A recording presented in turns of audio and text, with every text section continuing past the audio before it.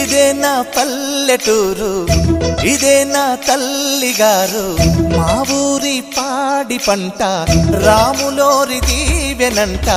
తల్లి గోదావరి నీళ్ళు కడిగ సీతమ్మ పాదాలు, ఊరంతా హాయ్ హాయ్ హాయ్, మనసంతా హాయ్ హాయ్ హాయ్.